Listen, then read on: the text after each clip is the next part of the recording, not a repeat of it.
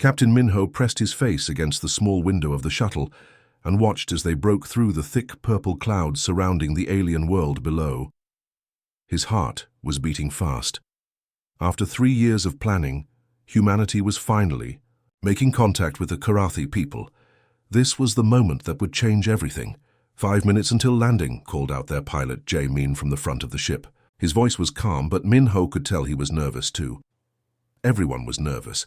Minho turned to look at his team sitting in the cramped shuttle seats. Sojin was reviewing her translation notes for the 100th time. She was their language expert and had spent months learning the basic Karathi words from the radio signals they had received. Her fingers moved quickly across her tablet screen as she practiced the greeting phrases over and over again. Next to her sat Dongwook, their security chief. He wasn't wearing his usual armor today. Instead, he had on the simple blue uniform they had all agreed to wear for this first meeting. His job was to keep everyone safe, but today he also had to make sure they didn't look threatening to the aliens. It was a difficult balance. Ji-hai sat across from them, looking out another window. She was their cultural advisor, which meant she had to figure out how to not accidentally insult an entire alien species. She had read every piece of information they had about the Karathi, but there was still so much they didn't know. Most of what they knew came from brief radio messages and a few blurry photos taken by their scout ships. The shuttle shook slightly as they entered the planet's atmosphere. Minho could see the ground getting closer now.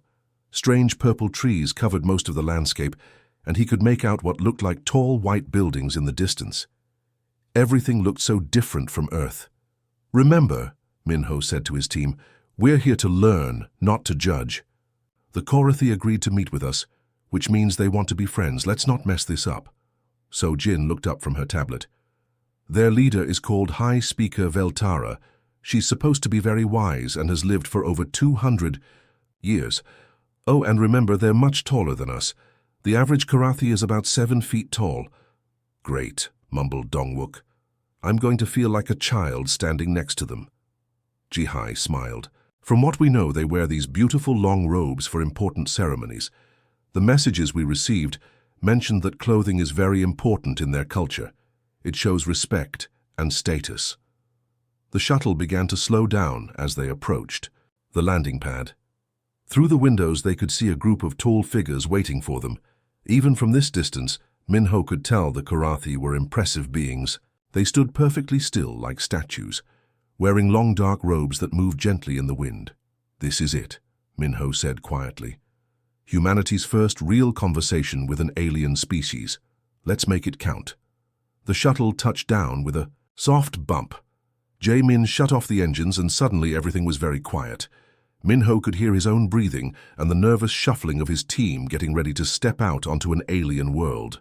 "Everyone ready?" he asked, standing up and straightening his uniform. His team nodded, but he could see the worry in their eyes. They all knew that the next few minutes could determine whether humans and Karathi would become friends or enemies. The weight of representing all of humanity felt heavy on Minho's shoulders as he reached for the shuttle door. The shuttle door opened with a soft hiss, and Minho stepped out first onto the alien ground. The air smelled different here, like flowers mixed with something metallic. The purple sky above them was beautiful, but what really caught his attention were the tall figures waiting for them. 7 Karathi stood in a perfect line about 20 feet away. They were even more impressive up close than Minho had imagined. Each one was at least 7 feet tall, with smooth, pale skin and large, dark eyes that seemed to take in everything at once. Their long robes were made of some kind of material that seemed to shimmer slightly in the strange light of their sun. "Wow," whispered Sojin behind him.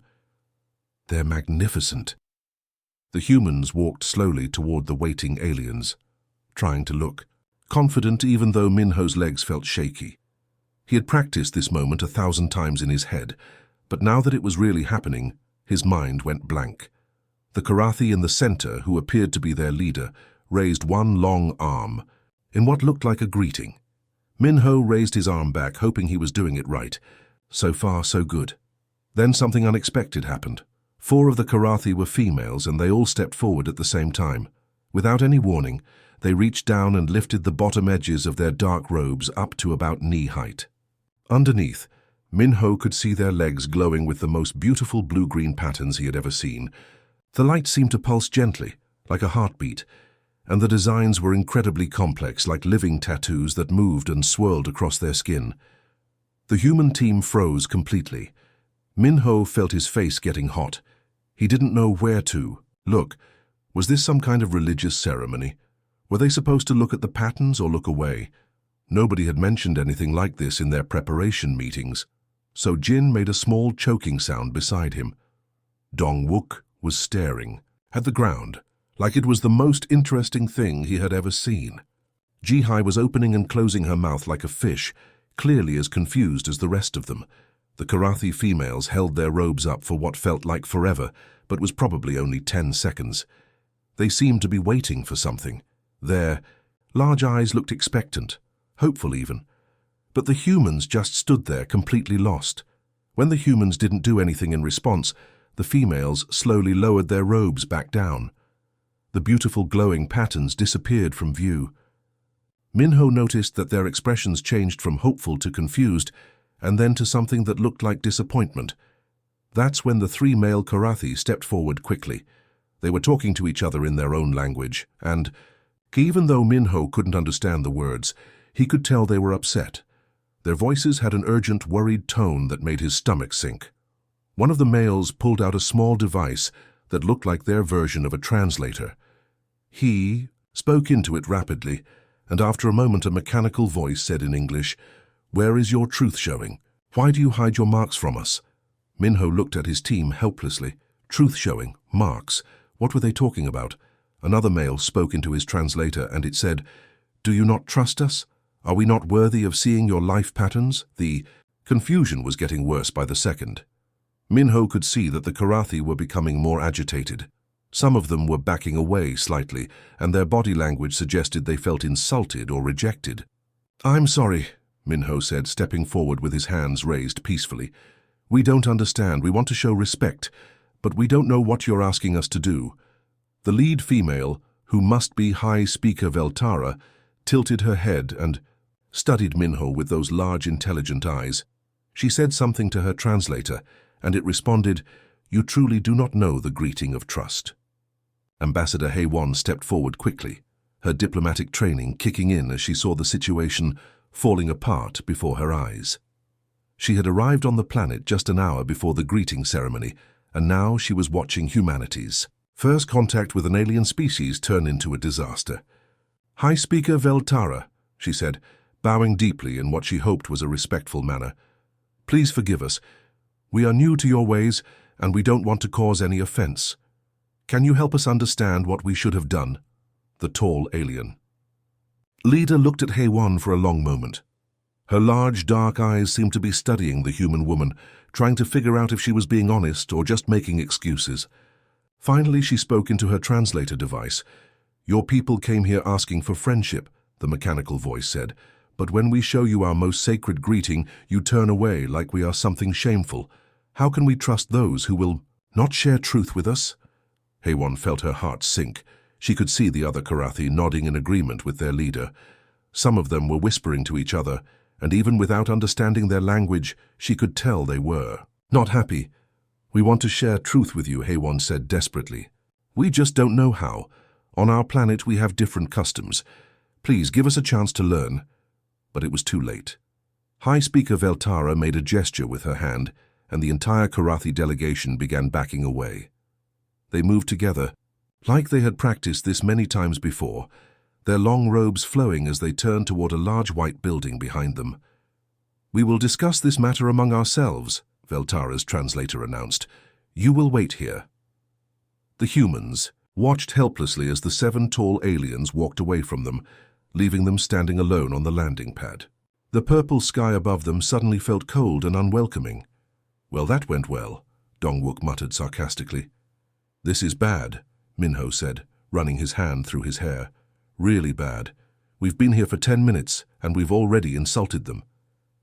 Young diplomat Tae-sung, who had been quiet during the whole encounter, suddenly perked up. "I'm going to follow them," he said quietly. "Maybe I can hear what they're saying and figure out how to fix this." "That's probably not a good idea." Hae-won warned. We don't want to make things worse by spying on them, but Tae-sung was already walking toward the white building. He was only 25 years old, and this was his first major diplomatic mission. He felt responsible for the failure, even though he had nothing to do with it. The building had several large windows, and Tae-sung could see the Karathi inside, gathered in what looked like a meeting room. He crept closer, staying in the shadows, until he could hear their voices through the thin walls. Their translator devices were still active, and he could hear fragments of the conversation in English. What he heard made his blood run cold. "The blind ones show no trust," one voice said. "They come here with empty words but hide their true selves," said another. "Perhaps they are like the deceivers from the old stories," a third voice added. "Those who speak of friendship but plan betrayal."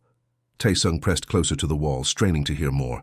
He could hear High Speaker Veltara's voice, deeper than the others.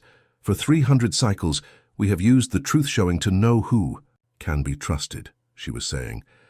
"Those who will not show their life marks are those who have darkness to hide." "Should we send them away?" asked another voice.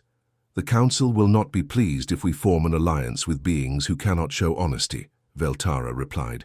Tae-sung's heart was pounding. He hurried back to where the other humans were waiting and quickly told them what he had overheard. Minister Yu-jin, who had been silent until now, shook her head gravely. "If they think we're dishonest or hiding something dangerous, the alliance talks will be over before they start," she said. "We need to figure out what this truth-showing means, and we need to figure it out fast." Back inside their shuttle, Ji-hee was working like her life depended on it.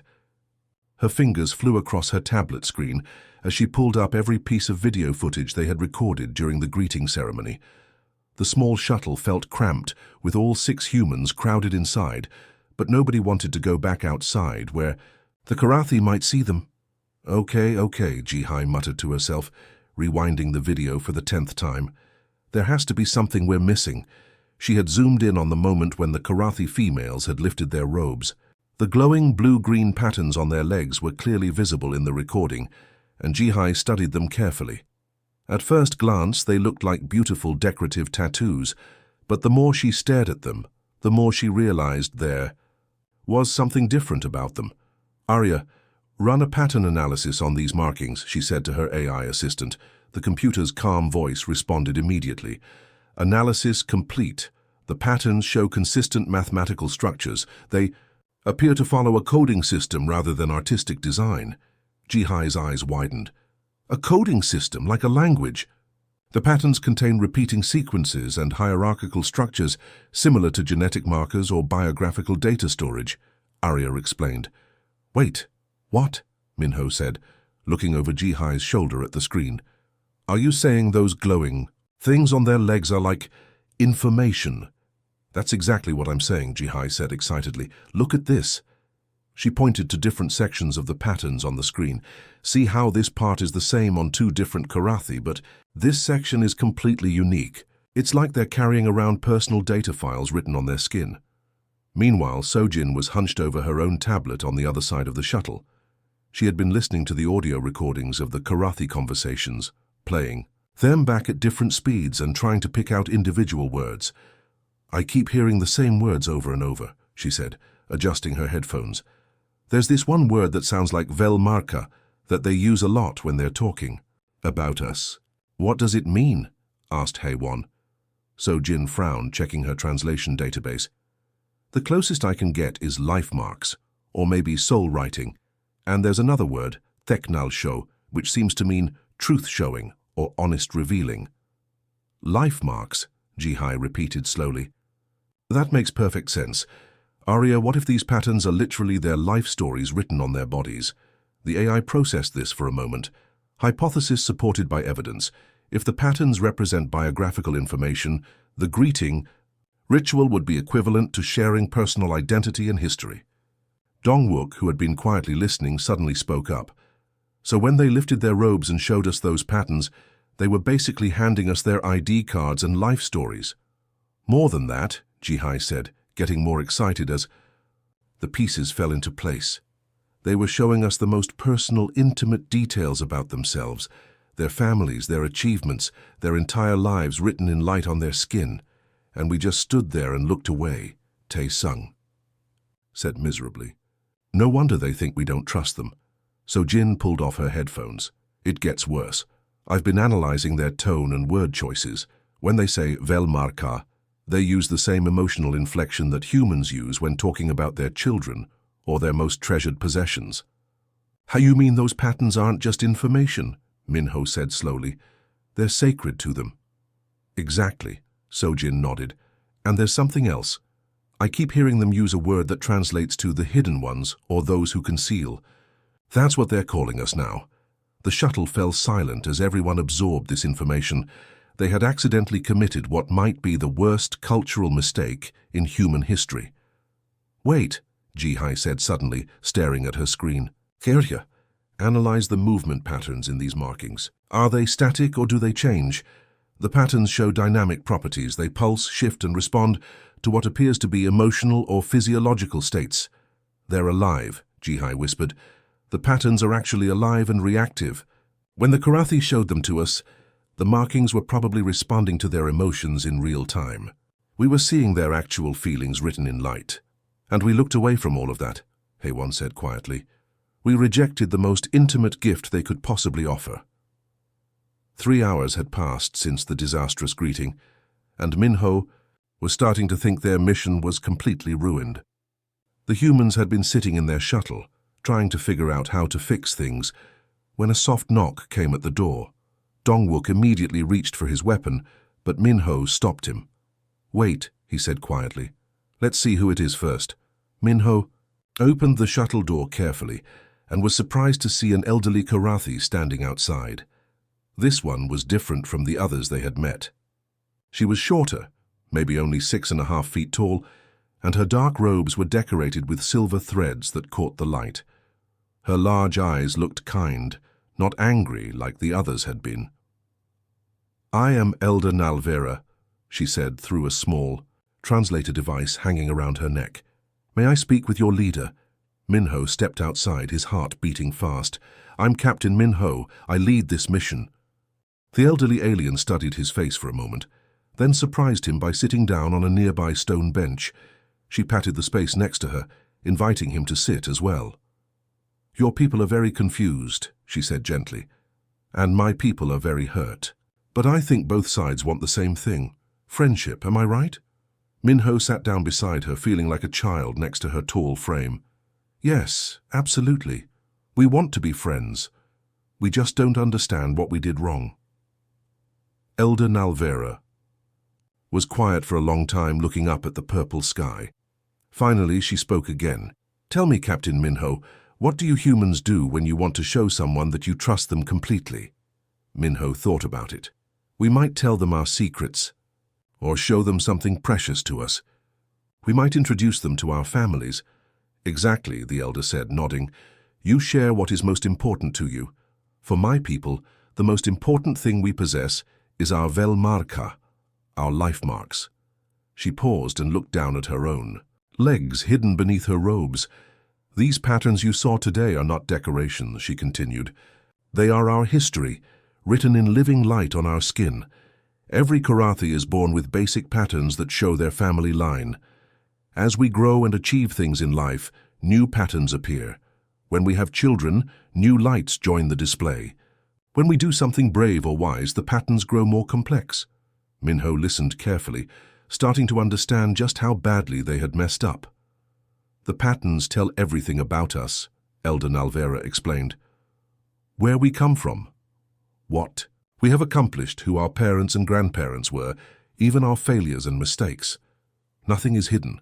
When a Karathi shows their life marks to someone, they are saying, I trust you with everything I am. And we looked away, Minho said quietly, feeling sick to his stomach. Yes, the elder said sadly. To us it seemed like you were saying our lives, our families, our achievements. None of it was worth looking at. It felt like you thought we were dirty or shameful. Minho put his head in his hands. We had no idea. On our world, when someone reveals part of their body, it's considered polite to look away to give them privacy. Elder Nalvera tilted her head, considering this. I see your people hide their bodies, so looking would be rude. But for us, hiding is what's rude. Interesting. Is there any way we can fix this? Minho asked desperately. Can we try the greeting again now that we understand? The elder was quiet for another long moment. The life marks greeting is only performed at moments of great importance, she said finally. Our first meeting, a wedding ceremony, the birth of a child, or when making a sacred promise. It cannot be repeated casually. Minho's heart sank. So we've lost our chance. But Elder Nalvera smiled, the first smile any human had seen from a Karathi. Perhaps, she said mysteriously, there is another way. Elder Nalvera stood up from the stone bench and walked over to a small garden area near the landing pad. She gestured for Minho to follow her. The purple plants here were unlike anything he had ever seen. They seemed to glow softly in the fading light of the alien sun. To understand why the life marks are so important to us, she said, touching one of the glowing flowers gently, you must know our history. It is not a happy story, but it explains everything. Minho joined her among the strange plants, listening carefully. Behind them, he could see his team members watching through the shuttle windows, probably wondering what was happening. 700 years ago, Elder Nalvera began, my people lived very differently than we do now. We were more, relaxed about who we trusted. We welcomed strangers easily, shared our homes and food with visitors, believed that most beings were good at heart. She picked up a small stone from the garden path and held it up to the light. It sparkled with the same blue-green glow as the Karathi life marks. Then came the shadows, she said, her voice becoming darker. That is what we call them, though they had no real name. They were parasites, creatures that could copy the appearance of any living being perfectly. They could look like your brother, your mother, your best friend. You could not tell the difference. Minho felt a chill run down his spine. Shapeshifters? Yes, but worse than you might imagine. They did not just copy how we looked. They could access the memories of those they copied. A shadow could pretend to be your father and know everything your father knew, his favorite foods, his childhood, stories, even his most private thoughts. The elder set the glowing stone down and continued walking through the garden. Minho followed, hanging on to every word. At first, we did not know what was happening. People began acting strangely, but we thought they were just sick or stressed. Families started fighting because mothers could not recognize their own children. Friends turned against each other because they could not tell who was real and who was a copy. That sounds terrifying, Minho said softly. It was worse than terrifying. It was the end of trust itself. Imagine not knowing if the person sitting next to you at dinner was really your spouse or a monster wearing their face. Imagine not being sure if your own children were truly yours. Elder Nalvera stopped walking and turned to face Minho directly. Her large eyes looked incredibly sad. The shadows almost destroyed us completely, not through violence but through fear and suspicion. We became a people who could not trust anyone. Families broke apart, communities collapsed. We were dying, not from attacks but from loneliness and paranoia. How did you survive? Minho asked. We discovered that the shadows could copy everything except one thing, our life marks. These patterns are written into our very DNA, created by our body's own genetic code.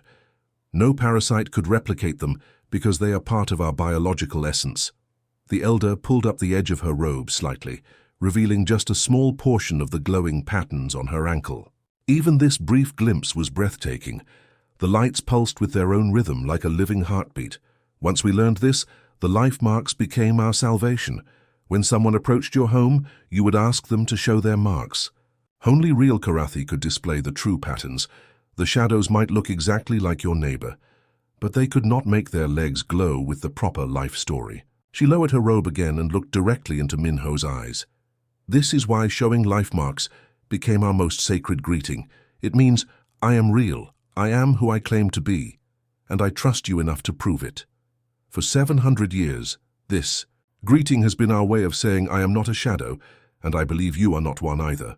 Minho finally understood. The Karathi weren't just sharing personal information, they were proving their very existence as authentic beings. That evening, the human team gathered inside their shuttle for an emergency meeting. Elder Nalvera had returned to her people. After sharing the story of the shadows, leaving the humans to figure out their next move. The weight of understanding made everything feel more urgent. "So, now we know why they're upset," Minho said, pacing back and forth in the cramped space. "But knowing why doesn't solve our problem. We can't just grow glowing patterns on our legs overnight." Engineer Kyung-soo had been quiet for most of the discussion, but suddenly he looked up from his tablet with excitement in his eyes. "Actually," he said slowly, "maybe we can." Everyone turned to look at him.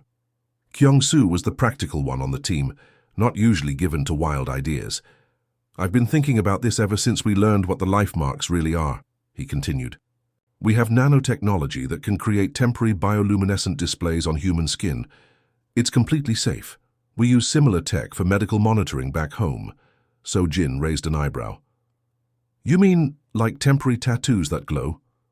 "More than that," Kyung-soo said, getting more animated. "We can program the nanobots to create complex patterns that pulse and move, just like the Karathi life marks. The only difference is that ours would be artificial instead of genetic." "But would that work?" Ji-hai asked. "Would the Karathi accept artificial life marks as real?" Minho thought about his conversation with Elder Nalvera. She said the patterns represent who you are and what you've achieved. Maybe it doesn't matter how they're made as long as they tell our real stories. The team spent the next 3 days working harder than they had ever worked before. Kyung-soo used every piece of equipment they had brought to create the nanotechnology needed for the artificial life marks. Meanwhile, the others began the difficult task of deciding what their personal patterns should look like. "This is harder than I thought," Dr. Inho muttered, staring at a blank design screen. "How do you turn your entire life into a light pattern?" Ji-hee looked over at his work. "Start with the most important things. What defines you as a person?" Inho thought about it for a moment, then began sketching. His pattern started with a simple medical cross representing his calling as a healer. Around it, he added flowing lines that represented the hundreds of lives he had saved during his career. Small bursts of light showed the moments when he had worked for days without sleep during medical emergencies. Pilot Seung-hwan took a different approach. His pattern looked like a star map, with each bright point representing a rescue mission he had flown. The lines connecting the stars showed the dangerous paths he had taken through asteroid fields and storms to reach people in trouble. At the center of his pattern was a larger star that represented his family back on Earth. "I want mine to show my work bringing different cultures together," Ji-hee said as she designed her own pattern. Her life marks featured interconnected circles that grew brighter when they touched, representing how she had helped different groups of people understand each other throughout her career. So Jin created patterns that looked like flowing text, with different languages weaving together in streams of light. Each language she had mastered added another layer to the design, showing her dedication to communication and understanding. Tae-sung struggled the most with his design. At 25, he felt like his life hadn't been long enough to create an impressive pattern. "What if they think I'm too young and inexperienced?" he worried. "Youth is not a weakness," Elder Nalvera had said when she visited them on the second day to check their progress. She had been fascinated by their artificial life marks project.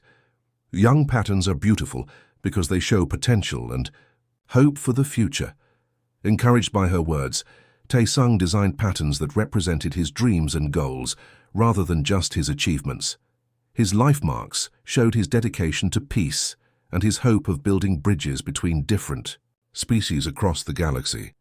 On the third day, Kyung-soo finally announced that the technology was ready.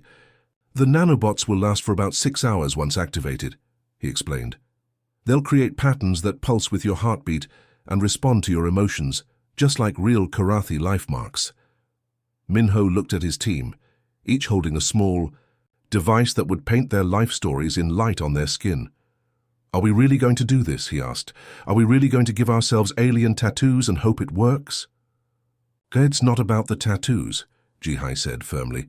"It's about showing them who we really are." The morning of the second ceremony was crisp and clear. The purple sky seemed brighter somehow, and Minho wondered if that was a good sign or if he was just imagining things because he was so nervous.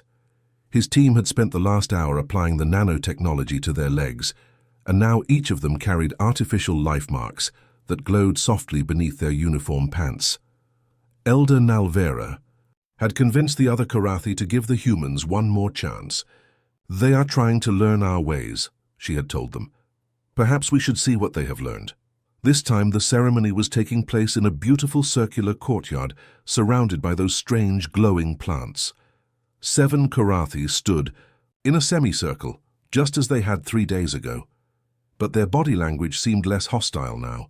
High Speaker Veltara was in the center, her tall frame impressive as always, but Minho thought he could see curiosity in her large dark eyes rather than anger. "We have learned about your customs," Minho announced, his voice carrying across the quiet courtyard. "We understand now that we offended you by not sharing our truth with you. We would like to try again, if you will allow us." High Speaker Veltara tilted her head slightly. "You wish to show us your life marks? But humans do not have Velmarka." "We didn't," Minho said, "but we do now." He stepped forward, and with hands that shook only slightly, rolled up his pant legs to reveal the glowing patterns that Kyungsu's technology had created. The artificial life marks pulsed with blue and gold light, showing swirling galaxies connected by bright pathways, a representation of all the worlds he had explored and the bridges he had built between distant civilizations. Karathi gasped audibly. Even High Speaker Veltara leaned forward to get a better look. "These patterns represent my life as an explorer," Minho explained. "Each galaxy is a world I have visited. Each connecting line is a friendship I have made between different peoples. The bright center represents my home, Earth, where my heart always returns." One by one, the other humans stepped forward to reveal their own artificial life marks. Jihai showed her pattern of interconnected circles, each one representing a different culture she had helped to understand another. "I build bridges between minds that think differently," she said proudly. "My life marks show every time I help 2 groups of people become friends instead of enemies." Dr. Inho's medical cross glowed softly as he explained how each branching line represented a life he had saved. "I have devoted my existence to healing," he said simply. "These marks show every person who is alive today because I was there to help them." Pilot Seung-hwan's star map told the story of his rescue missions, each point of light representing someone he had pulled from danger. "I fly into the darkness to bring people home," he said. "These stars are every family that stayed together because I was willing to take the risk."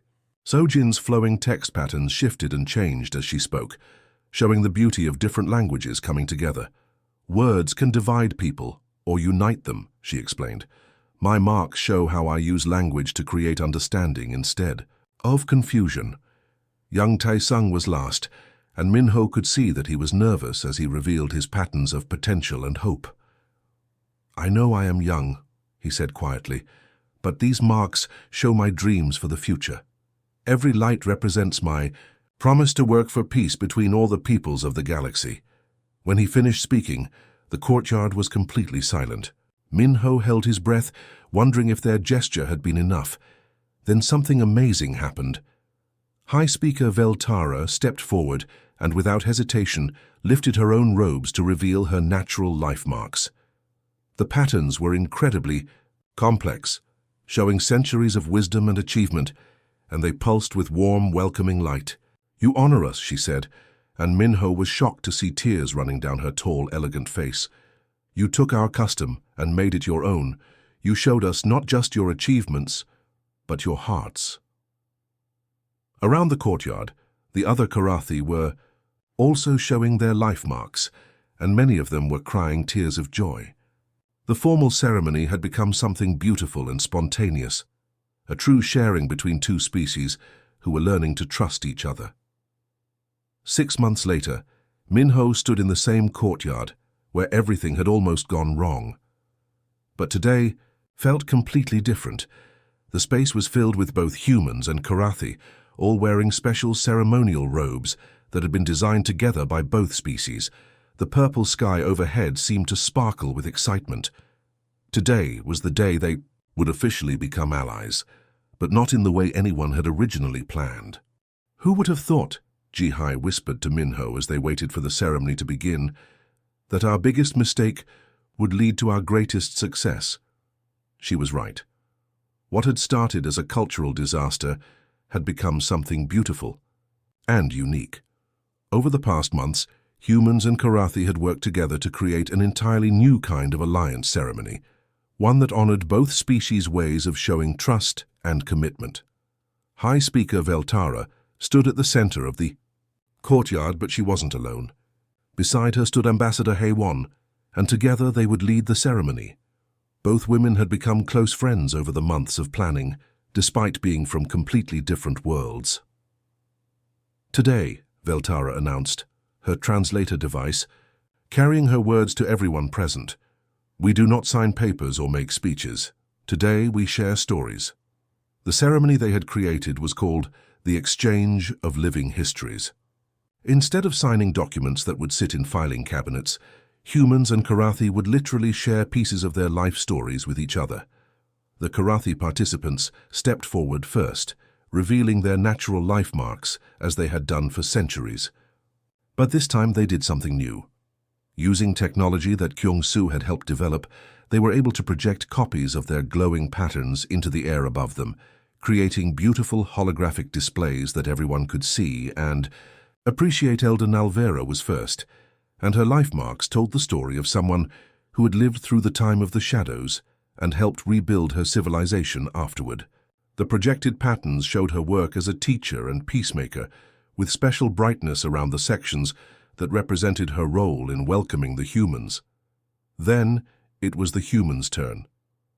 But they had learned so much about Karathi culture that they had developed new ways to tell their stories too. Dr. Inho stepped forward, wearing his artificial life marks, but he also carried a small device that played soft music, each note representing a different patient he had helped over the years. The combination of light and sound created something that neither species could have imagined alone. Young Tai-sung had worked with Karathi artists to create patterns that changed and grew as he spoke about his dreams for the future. His artificial life marks started simple but became more complex as he talked about his hopes for cooperation between the two species. This is more than an alliance, Ambassador Haywon said as she activated her own story display. This is the beginning of a new way for different species to connect with each other. Her patterns showed her years of diplomatic work, but woven throughout were new sections that represented her growing friendship with the Karathi. The lights pulsed in rhythm with similar patterns on Veltara's natural life marks, showing how their two stories had become connected. But the most amazing part of the ceremony came at the end. Kyung-soo had been working secretly with Karathi technicians to create something special. When it was time for the final moment of commitment, both species would receive permanent story marks, not on their skin, but in the form of small devices they could wear or carry. These devices contained the life stories of individuals from the other species. Minho received a crystal that glowed with a copy of Elder Nalvera's patterns, while she received a device that displayed his exploration achievements. It was a way of literally carrying each other's stories with them wherever they went. From now on, Veltara announced, our young people will learn about both ways of keeping life stories. Some will choose the old way of genetic patterns, others will choose the new way of artificial displays, and some will choose both. The ceremony ended with something that had never happened before in Karathi history. Both species together created a new pattern in the air above the courtyard. Using projectors and light devices, they painted a story of two different worlds coming together, creating something more beautiful than either could have made alone. As the lights faded and the ceremony officially ended, Minho realized that they had done more than just make an alliance. They had created a new tradition that would last for generations, a way for any species to share their deepest truths with each other. Not bad for a group of humans who didn't know how to say hello properly, Dongwook joked, but his eyes were bright with emotion as he watched human and Karathi children playing together in the courtyard, their temporary story marks glowing. As they shared their games and dreams, the future looked bright indeed.